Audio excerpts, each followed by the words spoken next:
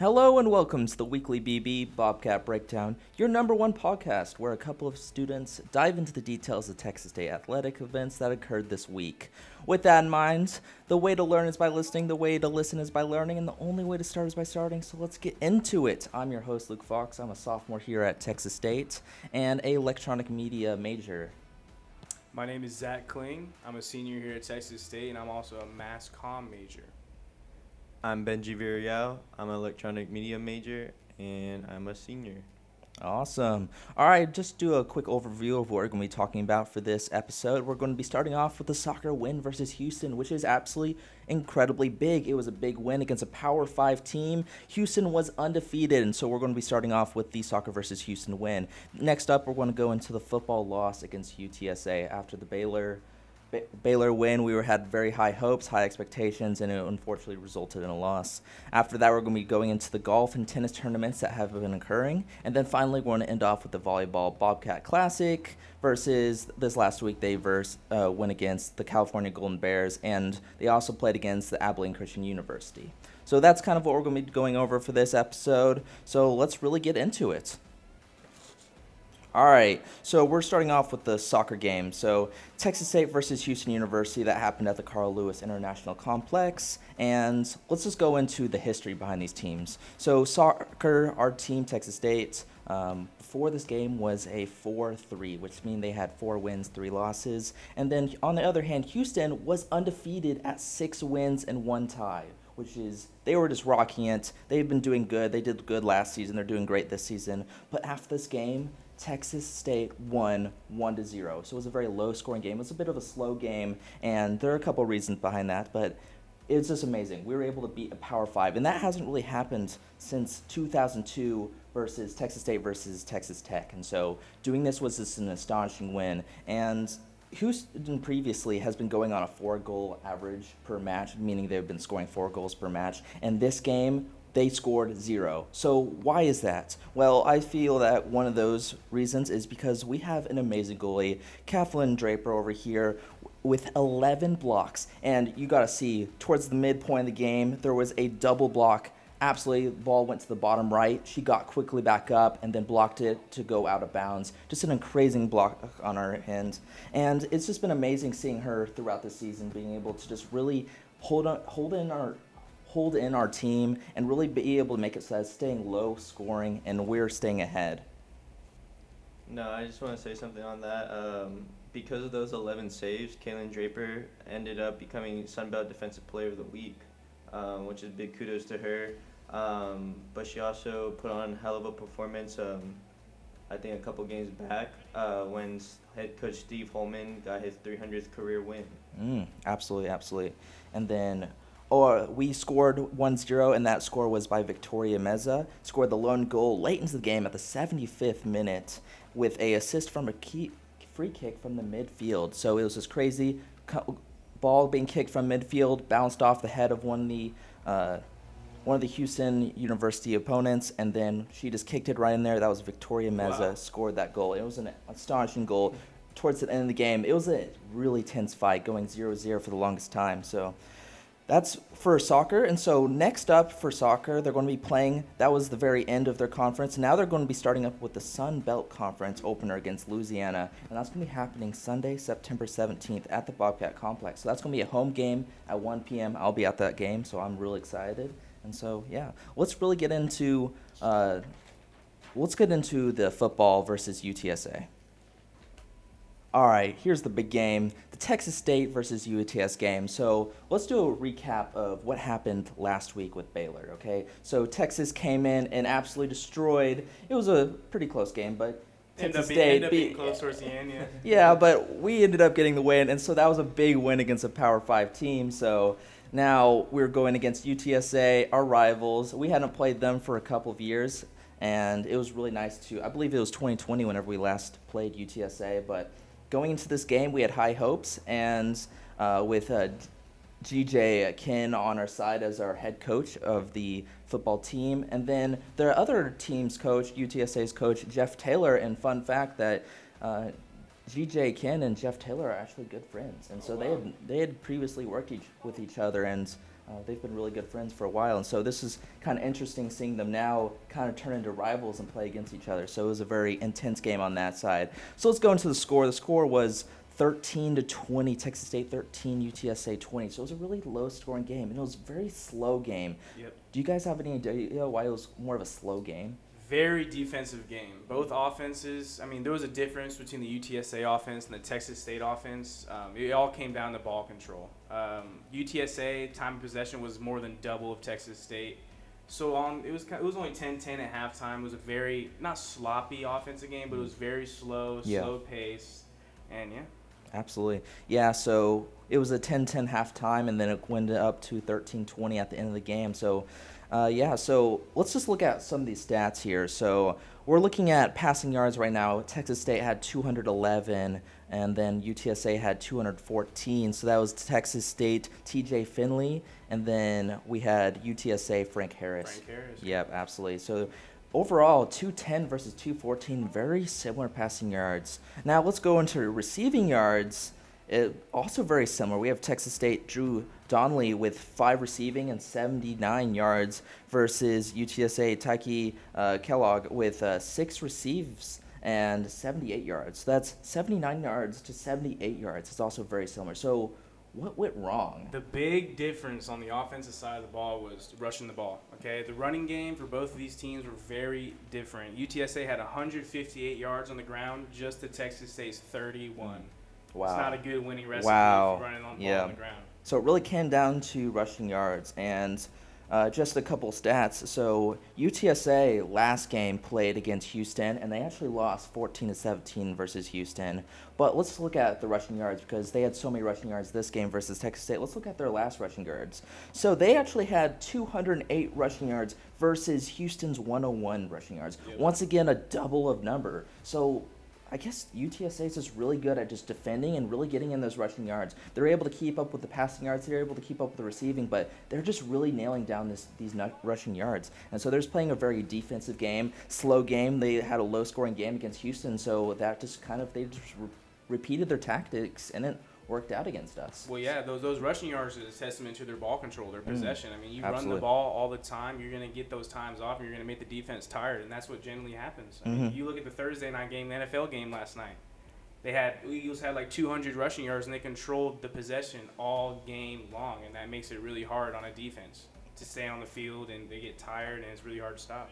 Absolutely. So overall, it was just a very low-scoring game, and it really came down to rushing yards and penalties. That's another thing we need to talk about is the penalties.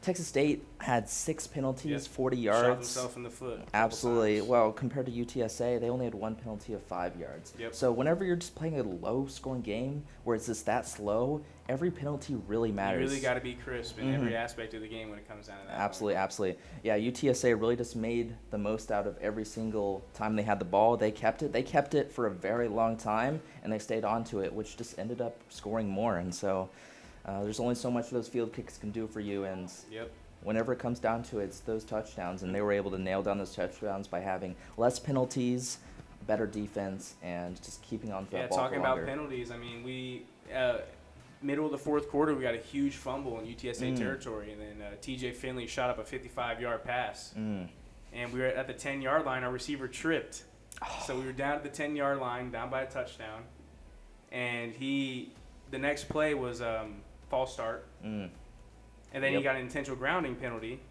which got us way more back, and then he got sacked, and we missed that touchdown opportunity, kicked the field goal. So if we would have had no penalties there, it would have been a touchdown. We would have been a tie game right there. Absolutely, and I really came down to Texas State just making more mistakes, which is rather unfortunate, and hopefully they can really learn from this lesson and try to really clean up not only their just getting through that defense, but also just try to remove those penalties because those really made a big impact on this game. Yep. Really quick, I really just wanted to point out that I feel like the lines both were our weakness that game. The defensive line wasn't really putting pressure, only got 5 sacks, and they weren't really stopping that running game like we said. And then the offensive line, they just weren't giving TJ time to throw the ball. Yeah. He was getting pressured a lot of that game when I was watching. Yep. But they allowed 6 sacks, which was, I believe, 3 less than what they allowed Baylor to do. So I think for next game, that's the only thing they really need to improve on is bulking up the offensive line and putting pressure on the other QB. Yeah, absolutely. All right, that's it for the Texas State versus UTS game. Next up, the next game is going to be Texas State versus Jackson State. This is going to be happening at Saturday, September 16th at 7:30 p.m. So Home make game. sure, and that's going to be our first home game of the season, which is really exciting. And yeah, so just looking back onto Jackson's team, they're right now at a 2-1 win, so they're really up ahead. They played South Carolina State with a win, 37-7. They played Florida A&M with a loss, actually, to 10-28, and then their last game was against Southern University at 27-14. So their games are a little bit higher end scoring compared to UTSA. So it's going to be interesting on how the defense will differ and see how this next game happens. Once again, that's Saturday, September 16th at 7:30. So make sure to tune into that game and go to it. Home game, first game. So that's really exciting to see how we can play on our own turf. So. Big game. Big game. If it was a year ago, I'd be so much more excited because Deion Sanders used to be the coach Exactly. there. Oh. Yeah, I saw that. I saw Jackson State. That'd be awesome. Yeah, and once he moved to Colorado, he took 9 starting players with him, and then 24 total players left in the transfer window. So they definitely have like a chip on their shoulder. Yep. For this game, for this season. Yeah, they're looking for blood. They're trying to get some wins. They're 2-1, I believe, or 2. Yeah, 2-1. 2-1. Yeah. Mm-hmm. So. Yep. So that'll be a great game to tune into. All right, next up we're going to be going to both women's and men's golf. And so here's some tournament details that just happened. So we're starting off at women's golf. They're played at the Dick McGuire Invitational in Albuquerque, New Mexico. And so they played at the UNM Championship course. And so at the end of it, Texas State finished 12th after a 3-day tournament. And so that was really cool. They tied with Northwestern University, but getting 12th, getting a top 25, that's really amazing. So they finished 22 over 886. So yeah. First place was by Pepperdine University from Los Angeles, California, and they finished first with a score of 14 under 850. Wow. So very, very impressive. But what allowed our team to do so well? So we have freshman Carla Bordeaux, who just did an astonishing job. She just led Texas State with a top 25 finish, ranking at 24th. Very impressive, with a 2 over par final score. And that's just really impressive. She was able to really hone in on her team. She was able to carry, and she, as a freshman, that's very impressive. Freshman for sure. That's very, absolutely. Very impressive. Yeah, so being able to get a top 25 finish and really go that far, great job to her. Good job, Carla Bordeaux. And then next tournament for the women's golf will be happening at the Schooner Fall Classic in Norman, Oklahoma. And that will be happening September 23rd to 25th at the Belmar Golf Club. So if you're interested in tuning into that, see how our girls do this next tournament. So that will be at the Belmar Golf Club in Norman, Oklahoma. Next up, we're going into men's golf. And so men's golf had an interesting, theirs was a little bit different. They had a little bit of a smaller tournament. This was happening at the Maribel Mahi Gym Collegiate Tournament that happened at September 8th. So I believe that was last Friday. And Texas State, the boys finished at 11th. With a score of 11 under 841. So very impressive. They finished 11th at the end of it, and they got 11 under. And then Auburn, unfortunately, maintained the championship title, score of 56 under at 796. Wow. And so they were able to maintain their championship, and we'll see how that happens next year if we were able to really sneak up on them.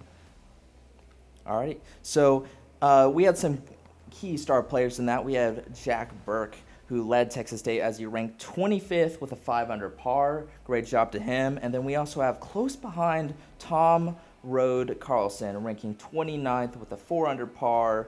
And great job to Jack Burke and Tom Rode Carlson for really taking control and leading Texas State to rank 11th. Next up for the men's golf, they're going to be playing at the Clerico in Tulsa, Oklahoma. And so this is a little bit of a gap in time, so we'll be talking about this more as we get closer to this time. But that's going to be happening October 23rd through the 24th. Okay, so we have a little bit of time. That's about a month away. So hopefully they're able to do really good at that tournament, Clerico in Tulsa, Oklahoma. All right, so next up we're going into tennis, and they played at the Islander Open at Corpus Christi from September 8th through 10th at the Thomas J. Henry Tennis Center. And so tennis, they had a three-day tournament, and we're just going to go in between starting at day 1 through day 3. So we're just going to start off with day 1.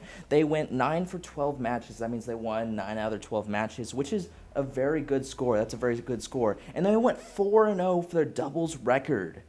That means that all 4 of their teams moved into the semifinals in doubles, which is absolutely astonishing. We have a team that's just ready for doubles.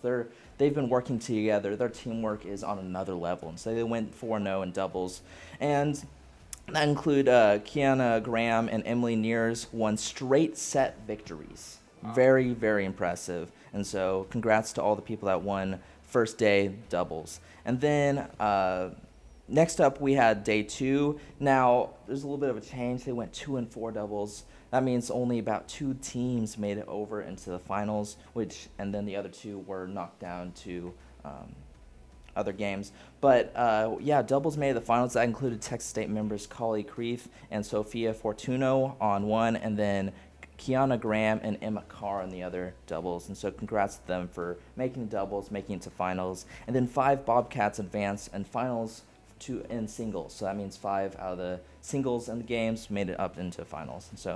And then finally on the day 3, this was September 10th, both double teams won their respective flights. Very impressive. And then Collie Creeth won her singles final flight. And so very impressive. And so, so good job to the Texas State tennis team at the Islander Open at Corpus Christi. So next up for tennis, we have the Southwestern Quad in Georgetown, September 15th through 16th. Okay, so that's actually occurring basically right now.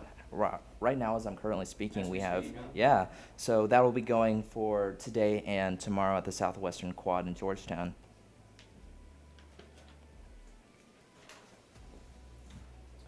Before we get into the last sport, volleyball, I just want to bring up cross country really quick. They placed second in the UIW Twilight, and this weekend they have the UIW Invitational in Windcrest, Texas this weekend. That's nothing really crazy, just another sport going around. Yeah, absolutely. That's great to really hear. So it's here cross country really doing well, performing well, and so. Seeing a lot of success, actually, from a lot of our athletic clubs here. Absolutely. And it's really good to see as students and just people who love Texas State. It's really good to see all the success we're having early on. Yeah. See if we can keep it going. Yeah, absolutely. We're doing great. We're having some very surprising wins, but with these surprising wins comes hey, there's potential here. Yeah, we can really take this far. A bunch of big wins is kind of sort of putting us on the map. Absolutely. Making people kind of take a look at us. Yeah. It's a really good feeling. Yeah, whenever we were talking about last week with the Baylor game, and just now we're getting votes for being able to just show our potential. And so with the Baylor game, with the soccer game versus Houston, I think they swept Houston number 13. Absolutely, yeah. Volleyball also last week swept Houston. So there's a lot of potential that our teams can really make it far, get far, and really perform well this season. So it's exciting to see how these next few games will turn out. Definitely heading in the right direction. Reporters and analysts are saying Sunbelt Conference is on the come up. So oh yes, absolutely. A lot of competition coming out of the Sunbelt this year. Yep, absolutely. All right, we're going to get into our last sport, and that sport being volleyball. And so they played 2 games this last week. We're just going to go into the first game right now, and that game was Friday, September 8th. That was the day 2 of the Bobcat Classic. And Texas State Bobcats versus the California Golden Bears with an unfortunate loss, 1-3 sets. And would you like to go into more detail about that game? One person stuck. I went to that game. I worked that game. Maggie Lee, freshman from California. One of the best freshmen in the country, hands down. Yeah, she was the first ever player to win the Pac-12 Freshman of the Week 3 weeks in a row.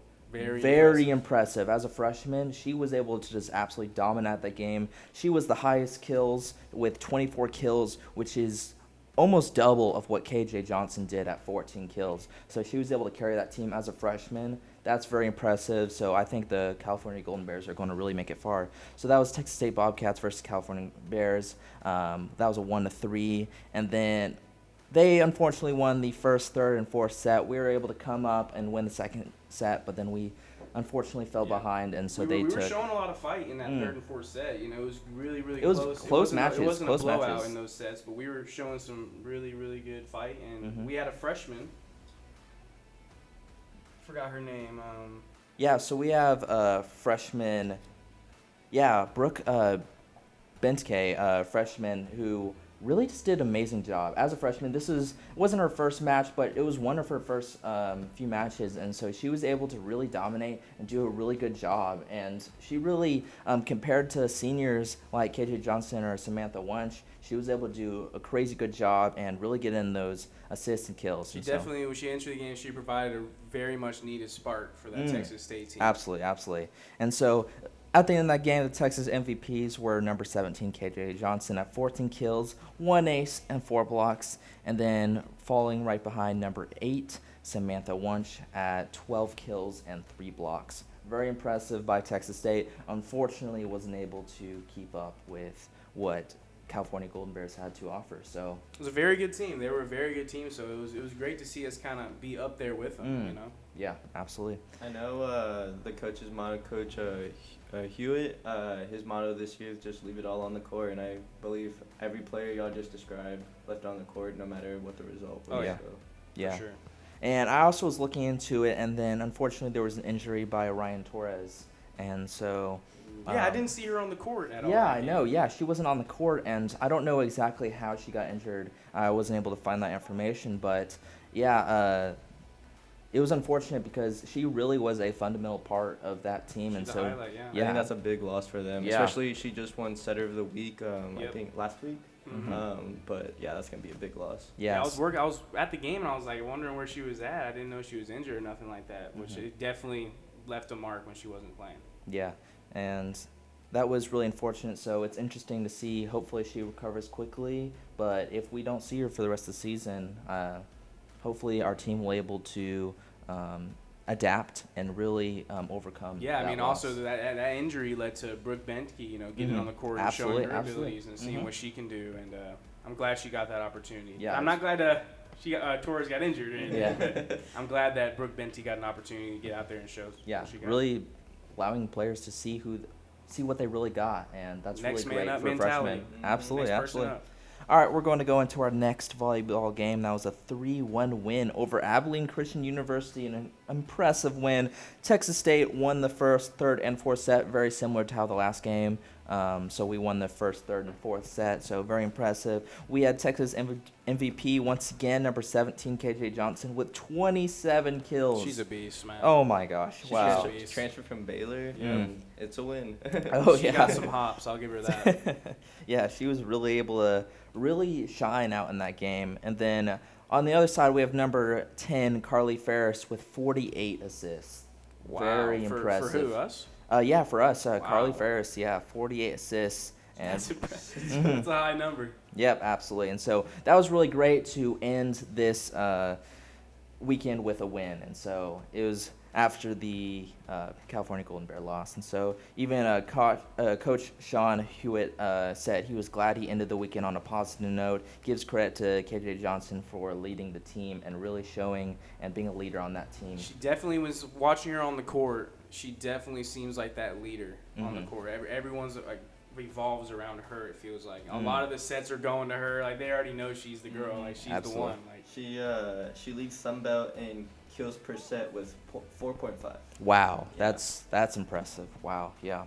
So that's it for volleyball. So we had the loss versus the California Golden Bears, and then we had the win against Abilene Christian University. So they're doing pretty good this season. And so next up we have they're going to be moving into a different tournament. This tournament is going to be in Kansas, hosted by the Kansas Jayhawks. wow. Number And 20. yeah, absolutely. And so they're going to be playing, and that's actually happening. There's a game happening right now at 10 a.m. September 15th. They're going against New Hampshire. And then later today, September 15th, they're going to be going against Bellarmine. So, yeah, that'll be interesting to see how they're able to keep up. Will KJ Johnson be able to lead the team through some more victories with this new tournament? So, I think she does. absolutely. I think our Texas team will do a great job.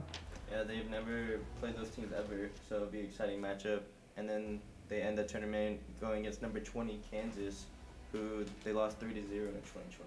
Wow. Okay. That will be a huge win if we pull that off. Oh, right yes. now. That will be high. Hey, we did it with Baylor. We did it with Houston soccer and Hey. volleyball. Hey, They We can can I do think it. Texas It can State's got a happen. chance. Yeah, I think we can do They're it. only number 20. I mean, Yeah, we beat number Yeah. 13. We beat Yeah. number 13 Houston. Exactly. Swept them, Exactly. matter of Exactly. fact. Swept them. Yeah, absolutely. All right. So that is it. We've gone over all the sports, and so now we're going to go over a quick ending recap. And so let's go over volleyball tournament in Kansas. And so these are going to be the events that are going to be happening this next upcoming week. And so just in order of the closest to latest, we have the volleyball tournament in Kansas versus Bellarmine later today, September 15th at 5 p.m. Then we also have the tennis Southwestern Quad Tournament. That is going to be happening September 15th through 16th. We have the Texas State versus Jackson football game. Very excited. I can't wait to go to that one. That's going to be our first home game. That's happening September 16th at 7:30 p.m. So I hope to see as many Texas State players and students there as possible. Let's make this crowd big. Pack the whack. Let's show our energy for this win. We can really come through on the season and really show our dominance.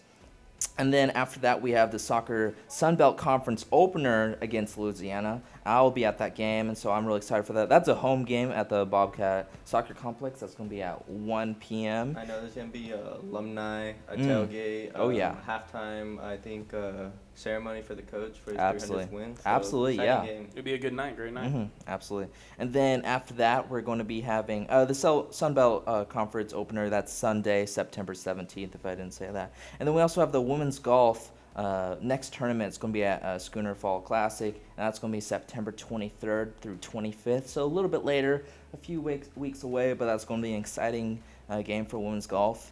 And then that's going to be at the Bellamar Golf Club in Norman, Oklahoma. And then last off, we have the men's golf, Clerico in Tulsa, Oklahoma. That's going to be happening October 23rd through 24th. Like I said earlier, that's a little bit of a ways away, and so we'll give you more details as that comes closer.